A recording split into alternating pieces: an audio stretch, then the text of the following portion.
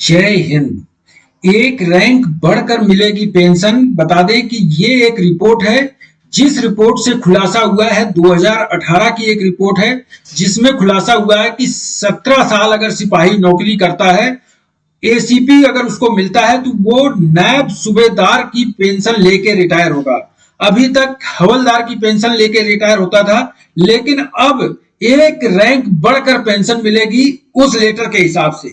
पहले तो मैं वो लेटर दिखाऊंगा, लेकिन वो लेटर जारी जरूर किया गया था सेना भवन द्वारा, लेकिन उसको इंप्लीमेंट अभी तक नहीं किया गया है। सिपाही 17 साल अगर सर्विस करता है तो नायब सूबेदार की पेंशन लेगा। 22 साल नायक अगर सर्विस करता है तो सूबेदार की पेंशन लेगा। बड़ी अपडेट है, बता दें। 24 साल हवलदार अगर सर्विस करता है तो सूबेदार की पेंशन लेगा। अभी तक नायब सूबेदार की लेते थे, लेकिन अब सूबेदार की लेंगे इस रिपोर्ट के हिसाब से। रक्षा सचिव की एक रिपोर्ट है, उसका खुलासा हुआ है। एक रिपोर्ट तो दिखाऊंगा, उसके बाद मैं ये बता दूं कि आर्मी के हों, एयरफोर्स के हों, नेवी के हों, सभी एक रैंक बढ़ के उनको पेंशन मिलेगी इस लेटर के हिसाब से। तो पहले तो मैं वो लेटर दिखाता हूं, इसके बाद पूरी रिपोर्ट दिखाता हूं। लेटर ये देख लेते हैं। लेटर है 11 दिसंबर 2018 का लेटर है, जो कि एडजुटेंट जनरल ब्रांच ने भेजा था, और ये भेजा था Veer Bahadur Singh, national coordinate secretary general vice of ex serviceman society. यानी कि वीर बहादुर साहब ने एक लेटर, जो रिपोर्ट थी, उसको लेटर को लगा के उनसे मांगा था कि हमारी पेंशन एक रैंक बढ़ के आनी चाहिए। उसके बाद जो एजी ब्रांच ने लेटर दिया है, उसमें खुलासा हुआ है कि आपको एक रैंक बढ़कर पेंशन मिलनी चाहिए। 19 जुलाई 2018 का एक लेटर था जो वीर बहादुर साहब ने लिखा था, और इसमें एड्रेस टू किया गया था हॉनरल प्राइम मिनिस्टर को। तो इस लेटर में आप देखेंगे तो इसमें दिया है, it is inform that a board of officer has been set up study overall structure various cadres Indian Army and the same is underway. The finding recommendation of this study, जो इन्होंने recommendation मांगा था उसको find किया जा रहा है।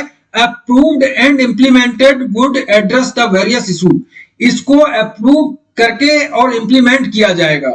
It is also intimate that the third cadre review, यानी कि एसीपी 3 का रिव्यू किया जा रहा है। JCO war has commenced with 1 जनवरी 2018, यानी कि 1 जनवरी 2018 will be implemented over next 5 year. आपके नेक्स्ट 5 साल में आपको थर्ड एसीपी दिया जाएगा 15 साल, यानी कि आप जो सिपाही अगर रिटायर होता है 15 साल में एसीपी 2 होके रिटायर होता था, अब एसीपी थर्ड भी दिया जाएगा, यानी कि नायब सूबेदार की पेंशन लेके रिटायर होगा और जेसीओ एनसीओ के लिए इसमें फायदा होगा। तो अब मैं वो रिपोर्ट दिखाता हूं, जो रिपोर्ट थी एक रक्षा सचिव की रिपोर्ट थी, और कारगिल युद्ध के बाद ये रिपोर्ट बनाई गई थी। यानी कि कारगिल जब युद्ध हुआ था तब इसमें जेसीओ को रैंक अगर प्रमोशन नहीं होता है तो उनका एसीपी बढ़ाने की रिपोर्ट थी। यानी कि अगर जेसीओ को प्रमोशन नहीं हो रहा है किसी कारण से, तो उनको एक अलग से एसीपी दिया जाएगा। यानी कि 3 एसीपी, अगर एक बार रिटायर हो रहा है सिपाही तो कम से कम 3 प्रमोशन ना देके 3 एसीपी दी जाएगी। अब ये रिपोर्ट सुनते हैं। ये रिपोर्ट थी कारगिल युद्ध के बाद रक्षा सचिव अजय विक्रम सिंह की अध्यक्षता में गठित कमेटी, जिसके सदस्य सेना के तीनों अंगों के एक अधिकारी थे, की रिपोर्ट ने सरकारी धन का अधिकारियों की तरफ मोड़ने में और जेसीओ एनसीओ को दबाने में महत्वपूर्ण भूमिका निभाई। यानी कि जो कारगिल युद्ध के बाद एक अजय विक्रम सिंह जो थे, उनकी रिपोर्ट थी, जिसमें कहा गया था कि सबको एक एक रैंक बढ़ा के इसमें एसीपी दी जानी चाहिए। उसके बाद अधिकारियों ने अपनी तरफ उसको मोड़ लिया और उस रिपोर्ट को दबा दिया। अभी वो बताता हूं कि बाद में रक्षा सचिव ने अपने रिपोर्ट को तोड़ मरोड़ कर मूल भावना से अलग लागू करने का आरोप भी लगाया गया था। यानी कि जो रिपोर्ट थी वो ऑफिसर को अलग से उसमें ऐड कर दिया गया और उसके बाद उस रिपोर्ट को तोड़ मरोड़ के पेश कर दिया गया। सैन्य कमांडरों की गलती के कारण कारगिल की पहाड़ियों के हमारे पोस्टों विंटर वेकेशन पर दुश्मन देश आकर बैठ गया, जिसको हटाने के लिए कारगिल युद्ध हुआ। युद्ध के बाद अधिकारियों ने अपने फायदे के लिए इसे एक अवसर की तरह इस्तेमाल किया। कमांडिंग ऑफिसर की मांग यंग प्रोफाइल के नाम पर अधिकारियों ने उस कमेटी की रिपोर्ट के आधार पर प्रमोशन मेरिट और परफॉर्मेंस पर टाइम स्केल करवा लिया। यानी कि जो मेरिट के आधार पर प्रमोशन होता था अधिकारियों का, जेसीओआर के नाम से टाइम स्केल करवा लिया। यानी कि इतने टाइम में ये बन जाएंगे, इतने टाइम में ये बन जाएंगे, इतने टाइम में कर्नल, इतने टाइम में ब्रिगेडियर, ऐसे प्रमोशन करा लिया। जबकि ऑफिसर का जो प्रमोशन होता है वो टाइम स्केल के आधार पर नहीं होता है, मेरिट के आधार पर, परफॉर्मेंस के आधार पर होता है। लेकिन जेसीओआर का जो होना था टाइम स्केल के आधार पर, उसको उन्होंने वैसा का वैसा ही रखा। एक मेजर को 10 साल में सिलेक्शन ग्रेड में प्रमोट होता है, अब 6 साल में सब्सटेंटिव मेजर बनने लगे हैं।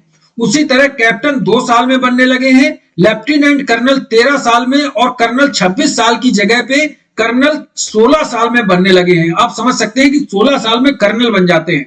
लेकिन एक सिपाही अगर चाहे भी तो 16 साल में वो बड़ी मुश्किल से हवलदार बनेगा, नहीं तो वो सिपाही का सिपाही बना रहता है। इस रिपोर्ट को लागू होने में 90% अधिकारियों को फायदा हुआ। 20 lieutenant general, 75 major general, 222 brigadier को भी अपग्रेड किया गया। यानी कि उनको पद से एक पद बढ़ा के दे दिया गया।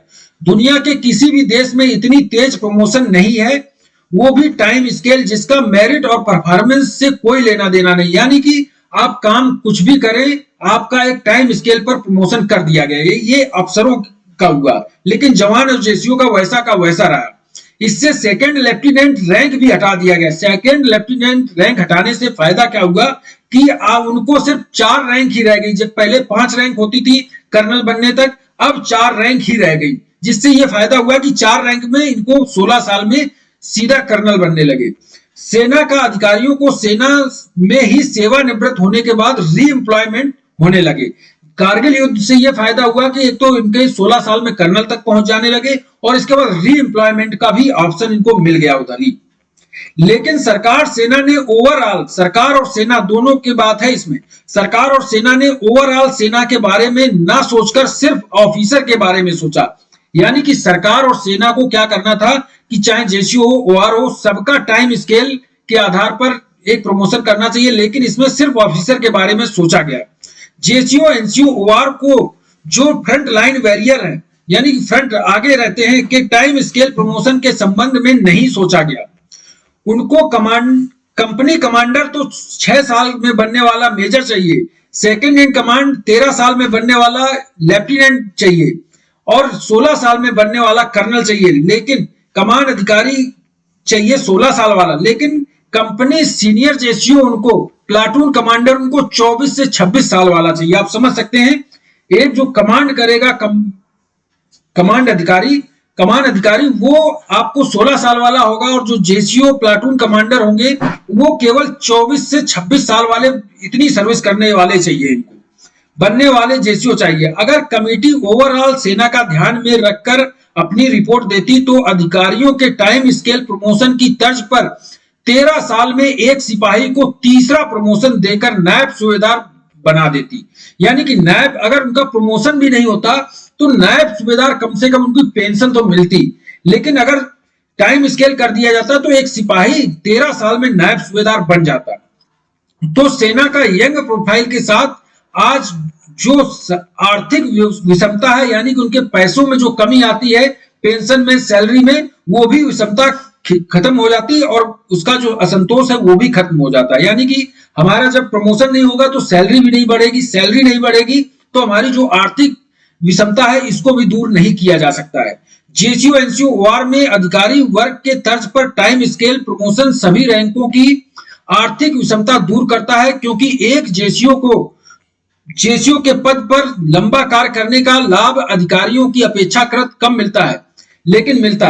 अगर प्रमोशन 13 साल में नायब सूबेदार एक सिपाही बन जाता तो उनको जेसीओ बन के काफी लंबी सर्विस करनी पड़ती, यानी कि जेसीओ बनने में लगभग 15 साल सर्विस करते, तो उससे उनकी जो भी आर्थिक तंगी थी वो खत्म हो जाती।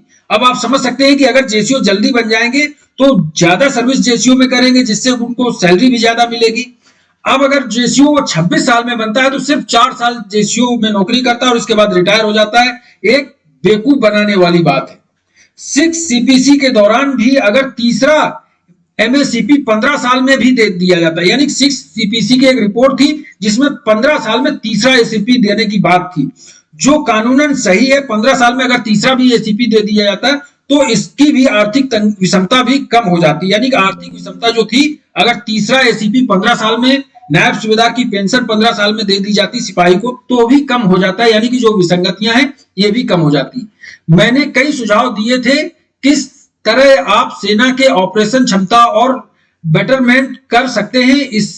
इसमें सैनिकों के डिमनिंग सेवादारी यानी सेवादारी कार्य को हटाना भी शामिल था। इन्होंने एक सुझाव और दिया था जिसमें सेवादारी कार्य हटा दिया जाए तो सेना में जो तंगी है, परेशानी है, वो खत्म हो जाएगी, क्योंकि लगभग 30% से भी ज्यादा ऐसे लोग हैं जो सेवादारी में लगे हैं या ऑफिसर के आसपास कोई ऐसे काम में लगे हैं जो कि सेना की ड्यूटी नहीं करते हैं। ये बिल्कुल सही बात है। कहीं कहीं यूनिट में आपने देखा होगा कि लगभग 20 से 30 जवान एक कमांडिंग ऑफिसर के आगे पीछे लगे रहते हैं, उनके गार्डन में लगे रहते हैं, उनके घर में लगे रहते हैं, उनके ऑफिस में साफ सफाई के लिए लगे रहते हैं। तो ये काम खत्म होने से एक सेना की जो तंगी है वो खत्म हो जाएगी। तो सेवादारी हटाना भी इसमें शामिल किया गया था। जवान भी एक काफी वो संलग्न किया है उन्होंने जो सेवादारी की है, लेकिन सब सिर्फ कागजों में ही रह गया। यानी कि जो रिपोर्ट थी वो कागज में ही रह गई, उसको लागू नहीं किया गया। जो मैंने अभी रिपोर्ट दिखाई 2018 की, वो कागजों में ही रही, उसको लागू नहीं किया गया।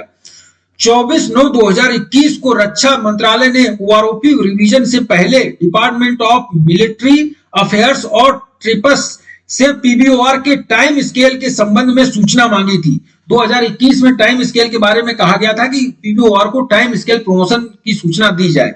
नोटिंग सीट भी उसमें लगाई गई है और नोटिंग सीट भी उन्होंने दी है कि ये टाइम स्केल इस आधार पर होना चाहिए।